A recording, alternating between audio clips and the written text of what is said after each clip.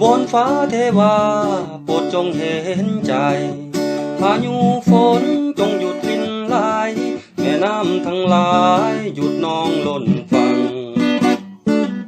30 กรกฎาน้ำน่านพัดพาเฮือนซ่านเพพังเป็ดไก่งัวควายตายเจียงบ่ยังทุกคนสิ้นหวัง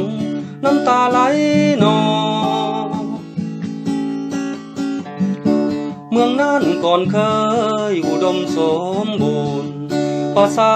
ชนอดทนเพิ่มพูนถึกน้ำอยู่นูนทรัพย์สินไหลลอง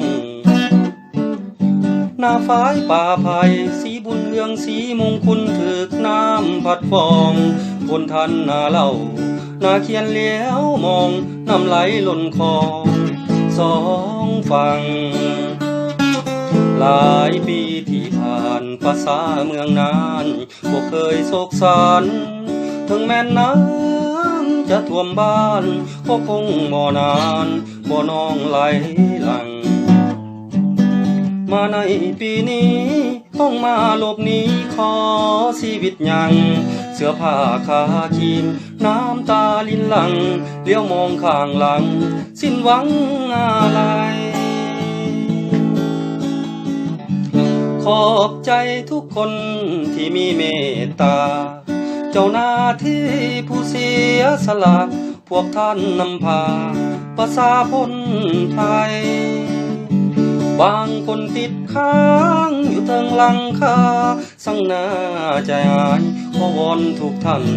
ให้ทานน้ำใจเสื้อผ้าเครื่องใช้อาหารและยา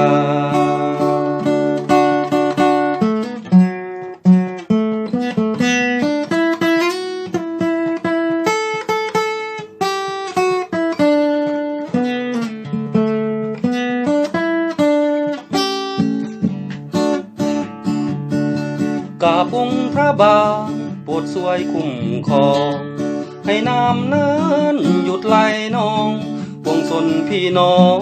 เสร็จซับน้ำตาให้น้ำแห้งลงอยู่คงที่เหมือนปีผ่านมาคืนบ้านคืนเฮือนหัวสวนให้นาคืนทุกชีวาสุขาเหมือนเคย